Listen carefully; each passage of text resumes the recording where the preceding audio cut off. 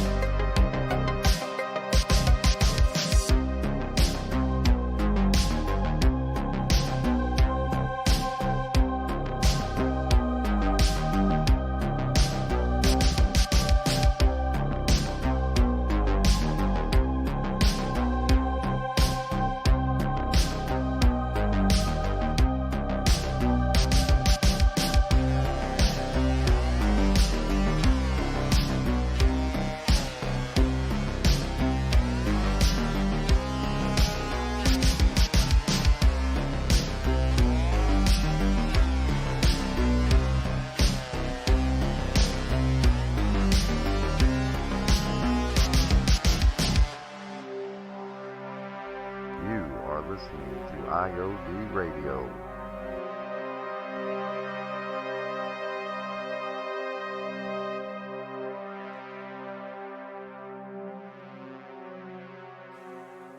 Welcome back to the program.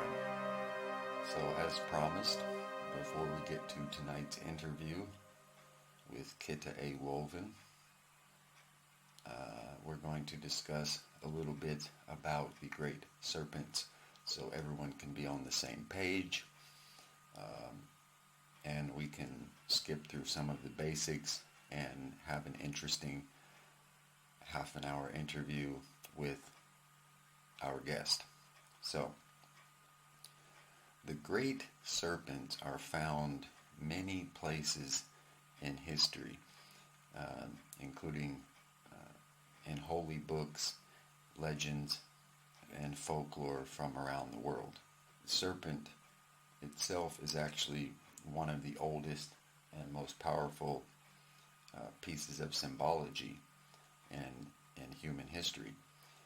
And it represents things such as fertility, life force, rebirth, transformation, immortality and infinity, medicine, healing, and so much more. And on the flip side, the serpent symbology also represents things like Satan in the Garden of Eden, death, poison, and some even see it as a symbol that represents evil. The ancients symbolized the snake and the great serpent in general as an umbilical cord between this world and its inhabitants, more specifically between the earth and humans. So some of the earliest mentions of the great serpent come from holy books. For example, the Leviathan is a sea creature from the Hebrew Bible that is mentioned in the book of Job, the book of Psalms, the book of Isaiah, and the book of Amos. It is also mentioned in the Dead Sea Scrolls in the book of Enoch. And for those of you who aren't familiar with the legendary creature Leviathan, it is supposedly a giant sea serpent. There are also mentions of creatures known as Nagas, or beings rather known as Nagas, that are either seen as divine or semi-divine, half human, half serpent. And again, these creatures are mentioned in scriptures from the faiths of Hinduism, Buddhism, and Jainism. So the Naga are basically supposed to be, again, half human, half serpent.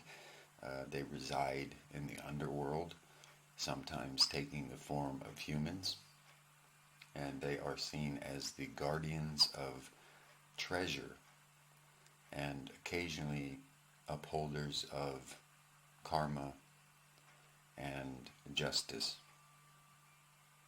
possibly related, especially on the note of being guardians of treasure.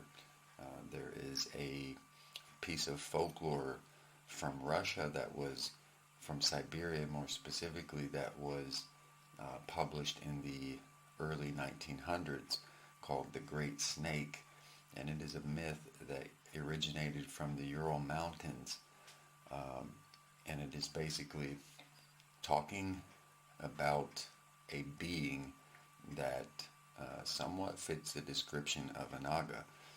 There was an old man who had mined for his whole life.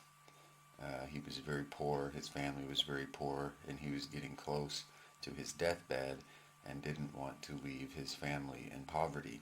So he was trying to mine harder than ever before and wasn't having very much luck.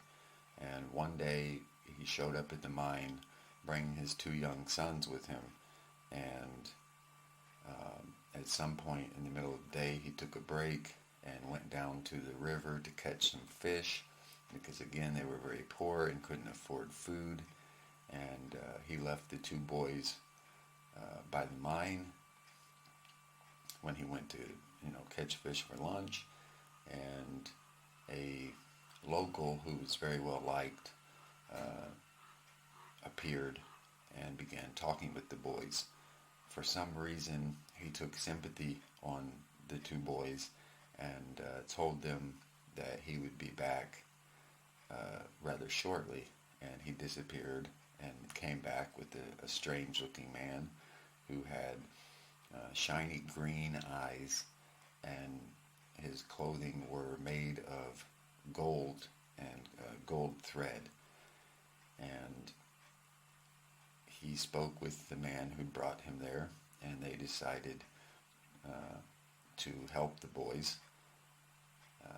The man told them that he could sense that their father was near his deathbed, and that they simply needed to look for the Great Snake Trail and to dig along the sides of the trail, and they would find all the gold they would ever need.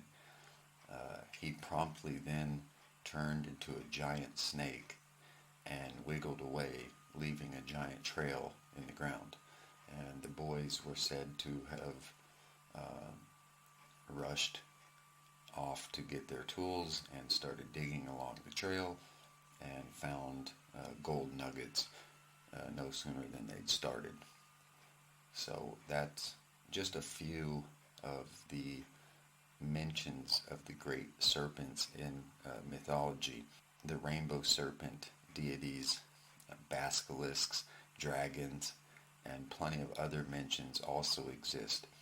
For example, I will never pronounce this right, but the Jormungandr, which was a huge monster, also known as the Midgard serpent, was said to have been thrown into the great ocean, what we might call space, the great ocean surrounding the earth. And it is said that when it releases its tail, this is when Ragnarok will occur, more or less the Norse version of Armageddon. Because when the serpent was thrown into the great ocean, it grew bigger and bigger until it was able to wrap itself around the world and fit its tail in its mouth. So legend has it, when it releases its tail, Ragnarok will begin. And we will be discussing that with our guest for the evening. That's about that. We're going to take another quick music break, and we will be back to interview Khittah A Wolven on the Great Serpents, protectors of life.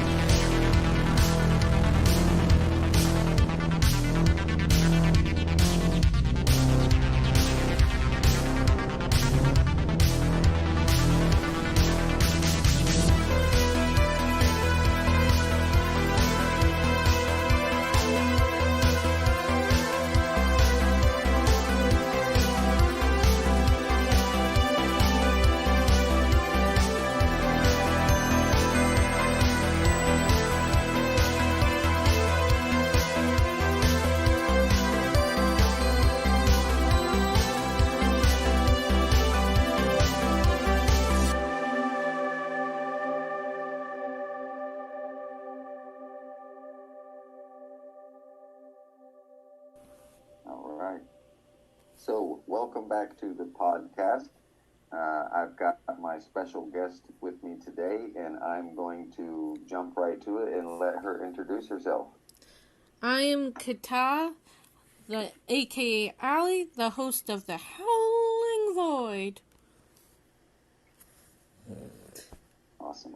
So for those of you who aren't familiar, the Howling Void is Ali's podcast, and she's also recently started a YouTube channel as well.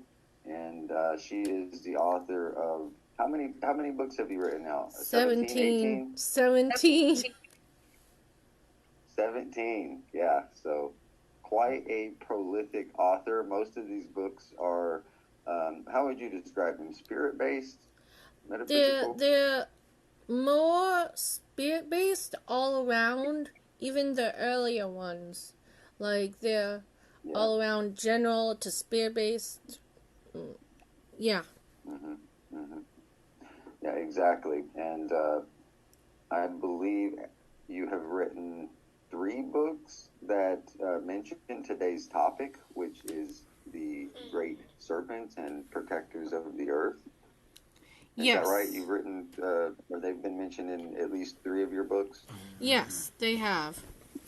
The books are Spirits Connecting the Heart, Celestial Dragons, and Earth Dragons. Great. And we'll touch on that a little bit further in the show, and you guys can scroll down to the description. If you'd like, the link should be there, and they'll also be mentioned again at the end of the program if you didn't catch those titles. So the first question that I had for you today was if you can tell the audience a little bit about when you first learned about the Great Serpents and your connection to them as well. The Great Serpents, I have learned since I was young. I researched them. They are what people consider dragons, but they are also the guardians of the earth. And that's part of one of those. How I connected with them might be when I was young, but I could notice things, like how snakes, just sensed me and were, curious why they sense a serpent in a human's body. And then there were the times where the gardener snakes, I'd just pick up snakes or stand on top of snakes, and they just not respond to me. So they wouldn't try to chew or run away or anything like that? They wouldn't bite me. They would, some of them would stay a while and then go off, but they would not bite me. So I had a little baby water moccasin that was in our garage, and I thought it was a leaf until, I stared at it. It was baby, and it just wanted to come towards me, and then my dad got it upset. I backed away just in case it was gonna bite me, but that was my identification fear. Yeah, interesting. Okay, so that explains that. So basically, for the majority of your life, then you've pretty much been aware and had some sort of connection there. That's what you're saying, right? Yes. So that leads me to the next question then. Why you? Why do you think that these beings or entities chose you? And would you consider yourself a messenger, or do you consider yourself, let's say, more in bed with them, as in family, some sort of relation? They are, let's see, why me is because I guess it's because I am, to them, I am important.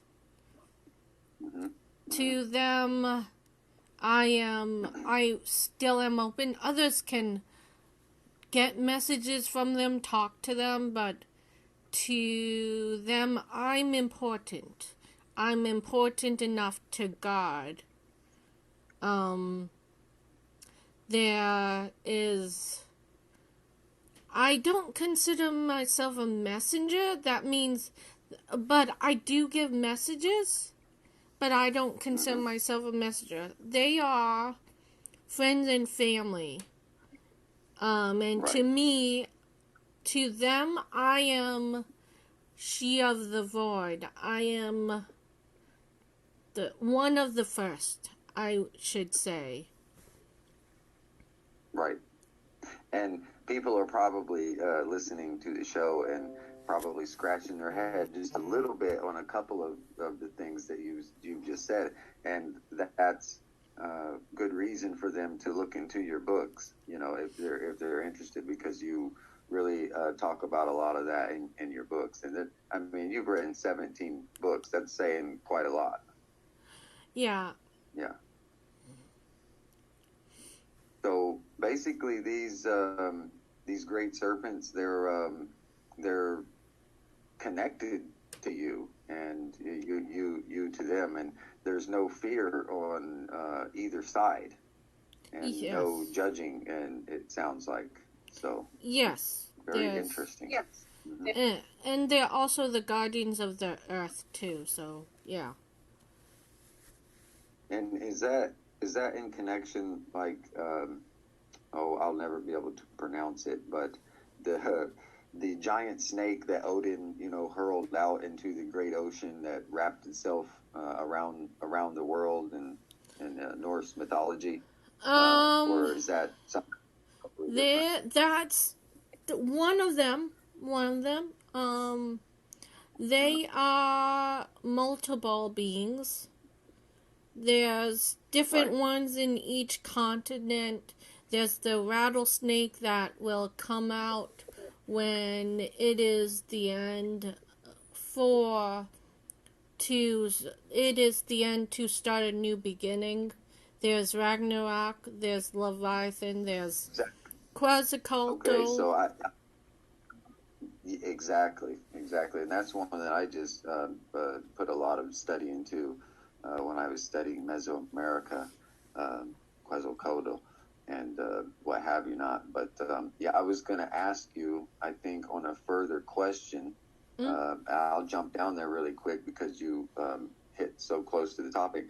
Do you think that they will warn you or give you some kind of indication before what some people would call the Ragnarok event or Armageddon, as the legends suggest? They have the Armageddon means finality. Ragnarok is just the end to rebirth anew. And yes, they have, actually. There's a couple of messages that they've given that says that. Once balance is restored. Yeah. So that was actually the question I had planned to ask you before this one then. Maybe I just had them backwards. So I was going to say, can you share with us any messages that you received or any knowledge that you gained through your connection there? And I guess that's what you just shared with us. So yes. How does that work, or can I get a little bit of clarity on that? What do you mean when balance has been restored? When balance has been restored, in humanity? No, everything. Like everything. Yes, everything. Are you talking about like cosmic balance? I'm talking about everything cosmic, world, natural balance. Like, balance is not order, It's more like I can akin it to many scales. When balance of the elements happens, when malice, which came later, gets in balance with everything else, that will be the that will be when it restarts, when everything is rebalanced. And nowadays, I think that most people would look at that as what comes after Armageddon or Doomsday, which I know technically that's not right, but that's the direction what you're saying makes our thoughts go. Yeah, unfortunately. I see a lot of things, but in the end, it will be a rebirth instead of. There will be what people will think is Armageddon, but it's beyond that point. And then there is the destroying the veil must happen too, and because that's an unnatural thing, and there's other things that will help. But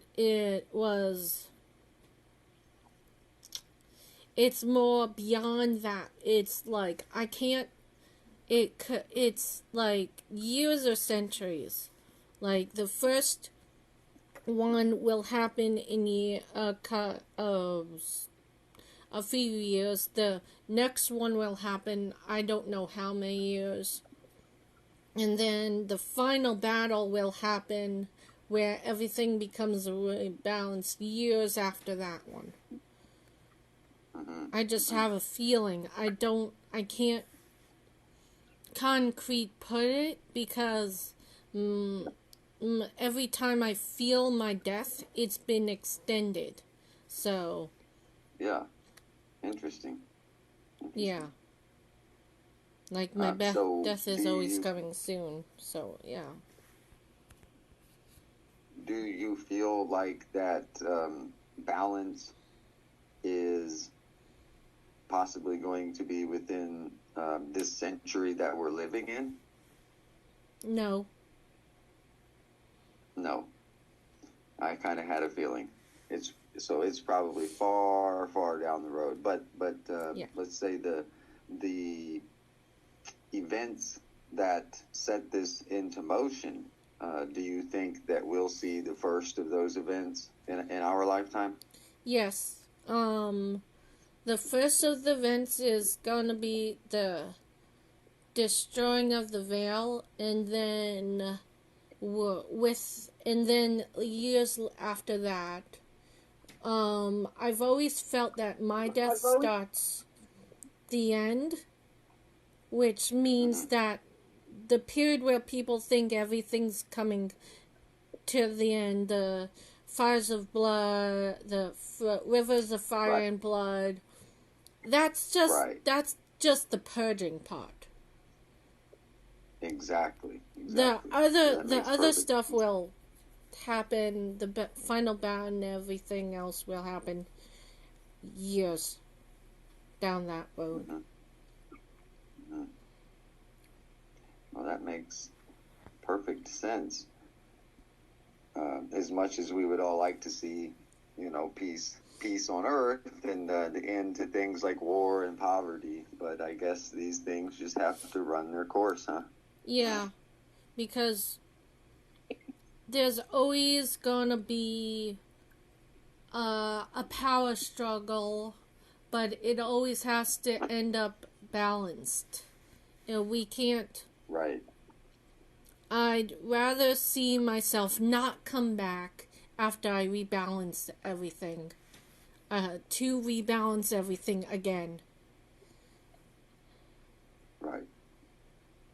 Well, that makes sense too. And again, for any of the, I was about to say readers because I blog so much, any of the listeners, if any of them are scratching their heads on some of this, they really should head over to your website, which they can find in the description, or even just typing you into Google or Amazon and be able to get their hands on some of your writing there. So one more question I had about what we were just discussing. Yeah. Do you feel like we are on an upswing? Because for things to need to be balanced, that means that right now you would think that they're unbalanced to one side.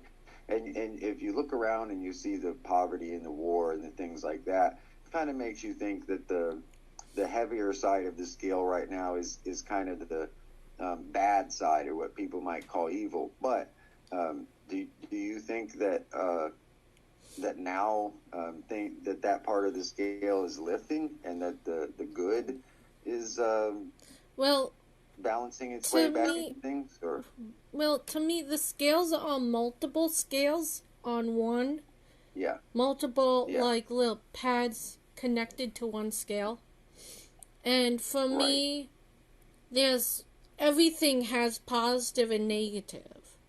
So, even in, let's say, a malice, even though that people can't understand when it happens, when I talk about it, when I say malice, I can understand, but I don't understand the actions, because it's just unable to understand when you are thinking about positive and negative.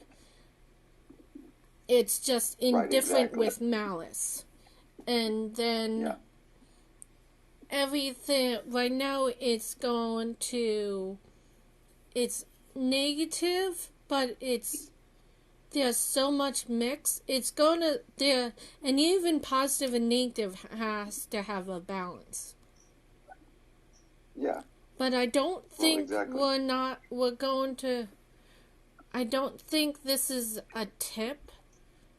I think this is just the beginning of the iceberg. Let's just say that. That's a good way to put it. So that was one more question that I was going to say then, for the listeners. I mean, because most people are. I won't say most people. A lot of people are stuck in this kind of black and white world where everything is either good or it's evil. It's either hot or it's cold, and that's not how things really are. And it is what it is. Things are more in a full spectrum. But I was going to ask you then, because you have been in connection with the Great Serpents for so long, as well as just the cosmos in general. In terms of good and evil, where would you place the Great Serpents, or is there any place for them in that kind of balance? They speaking? are those, like, they are givers of wisdom, and they are helpers of rebalancing. So when you see ancient China, there was givers of wisdom. In the more Western, modern, there were destroyers. But they are both givers of wisdom and destroyers. They just have more. True. The more ancient ones, the more ancient Great Serpents. They followed me from another place, and because I was following. For the listeners here, can you specify, when you say from another place, you mean from another place in the cosmos, right? Yeah. Okay. Yes. I'm sorry, I didn't mean to interrupt you. I just wanted to make sure there. So they followed you here, They followed me another here place. because I was following someone here, or I was drawn to come here, Yeah. to find someone, and and to join them. So they followed me because they were my guardians. So therefore, now they're the guardians of the earth and I. And even beyond that, Tiamat is the mother of dragons, but I'm the mother of Tiamat. See, So that's a lot to take in, and I'm sure the audience is like really enjoying this episode here. this is a lot, because She of the Void is my original title, Mm-hmm. but it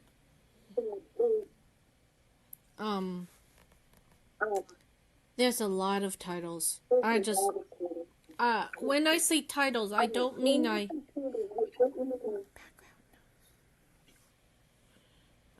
when I say titles, I mean that there is, that the non-physicals have told me these titles, to me, in succession of, like, the last one I've gained again, that they told me again, was She of the Void. So they give me titles in succession of where I'm at. And I have always known I'm an ancient soul. And that's beyond old. That is beyond an old soul. Would you say infinite? Yeah. Yeah. Yeah.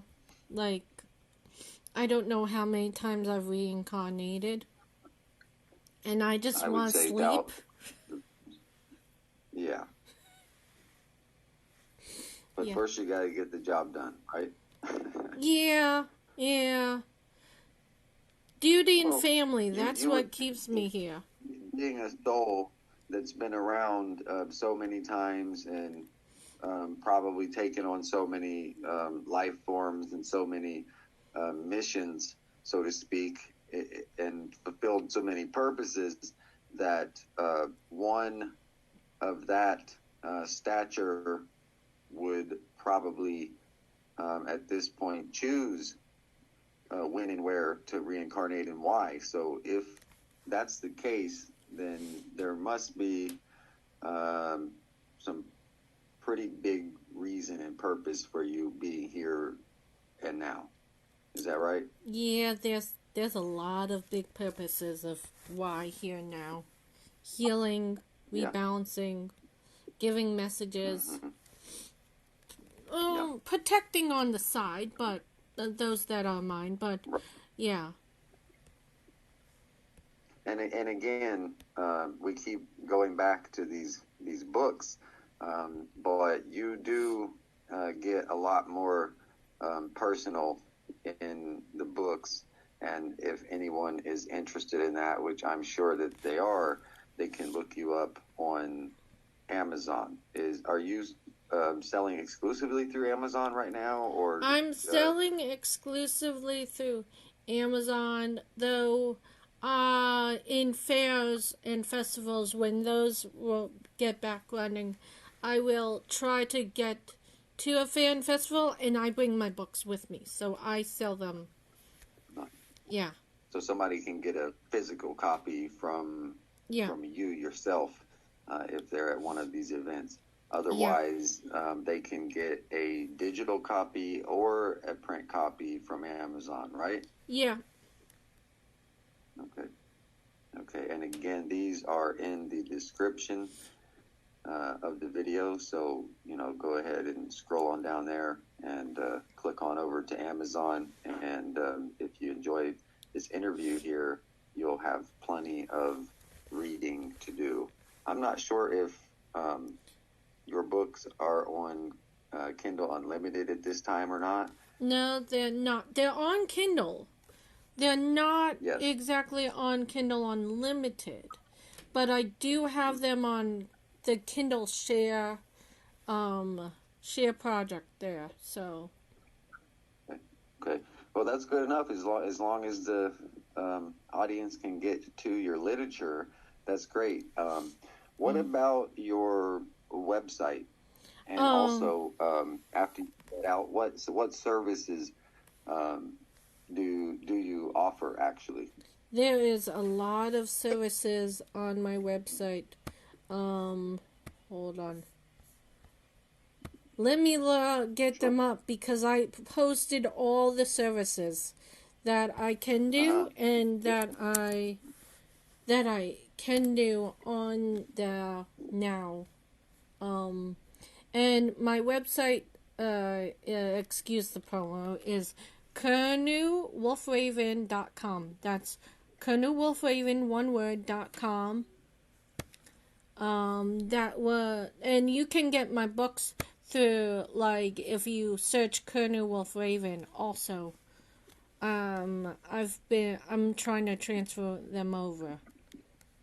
So my current services are intuitive artwork, oracle card readings, crystal readings, animal Reiki, which is healing energy healing for animals, Reiki, which is energy healing, channeling mediumship, which I can do, connecting to energy, which means I can connect to an energy.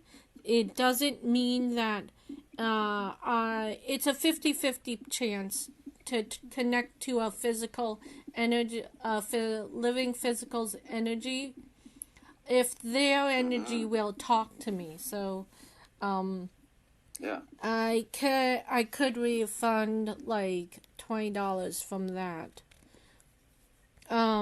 Dark spells for vengeance, translating demon speak, demon calling / summoning. Oh. Yeah. This is a whole other topic that we could have on a future show here. Actually, we've got a lot that we can talk about on future broadcasts if you're kind enough to be back on the show. Okay. Yes, there is. Yes, a lot. Mm-hmm. And so let me just spell that out one time in case anybody missed that. But correct me if I'm wrong, but the website is CERNU. Yes. WOLF. Yes. RAVEN.com. Yes. Okay, great. KernewWolfraven.com. And you guys heard the vast amount of services that she is offering. And I can tell you that we've been personal acquaintances long before this episode here for, I don't know, maybe a decade, close to it, if not. 2008? It's getting on quite some time. Yeah, it's been quite some time. So, she has done readings for me in the past and energy work, and we've actually worked together on a few metaphysical things and stuff like that. So she is definitely the real deal, or I wouldn't be interviewing in the first place. So if you are interested in some kind of metaphysical services like the healing or connecting to energy or revelations about your life, messages, things of those sorts, head on over to that website and get in touch. So you answer pretty quickly when you receive messages through your website and everything, don't you? Yes, I do. I was unless I'm sleeping, I will see it and I'll respond as ASAP, as soon as possible. Yeah. And exactly. working. And I'm just mentioning that because there's so many websites that claim similar services, but you try to get in touch with them and it could be days or even weeks before you hear back from them. And often if you want a reading, you probably want that reading now, not 2 weeks from now. So it makes a difference that you are always there to respond as quickly as possible. And even when you're at work, I know that you would probably respond rather quickly if you notice somebody inquiring about something. Yes. So, okay, well, that about does it with all of the questions that I had for you on this specific topic. Like I said, I'd love to have you back on. But is there anything else that you would like to share specifically about the Great Serpents, and also just in general that you'd like to share with the audience? And can you also mention the 3 particular books again one more time that have reference to the Great Serpents that you've published? Yes. The Great Serpents, like, they're around. They may not be physical anymore, but they are still around. I've awakened maybe more than half of them by now. They connect with people. They go to where they feel connected to. And, let's see, what else? They are ready to become physical again to help rebalance. And the 3 books that you can find, the 3 main books that you can find, the mentions of them that I remember that there's more mentions in these books are the Spirits Connect in the Heart, the Celestial Dragons, and the Earth Dragons, Volume 7 of the Spirit of the Shadow Energy book series. And that's just the Earth Dragons. That's yeah. The other 2 are of the Messages book series. Or poems, Great. if you search for them as poems. So, yeah. And that's another thing that we should mention, is that's one of the, what would you call that? One of your mediums for sharing messages or receiving messages, even Yes. in poetry. Yeah, it's. Yeah. I'm changing my poems to messages slowly, because they just are. They're just messages. And if you look at poems, you'd see a great poem, but they have deeper meanings. So if anyone has questions on any of them, I'm glad to shed some light too. Great. Okay, well, that about wraps it up. Did you want to share with anyone, in addition to your website and books, do you have social media, or how would you like people to reach out to you? Let's say they don't want a service, but they do want to reach out to talk to you. How could they get a hold of you? Well, I am on Facebook. You can search for me on Facebook through my business page, Khittah A Wolven. There's also my personal page, but I'd rather do the business page for business. And then there's if you want to talk about my podcast, there's the Howling Void podcast at gmail.com. And then anything from my business page, it's BrodyAE at gmail.com.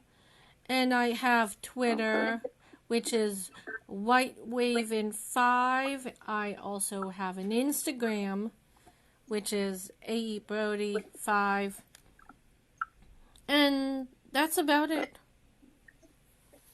Okay, so A.E. Brody or Brody AE at gmail.com. AE Brody5 for the Instagram. Okay.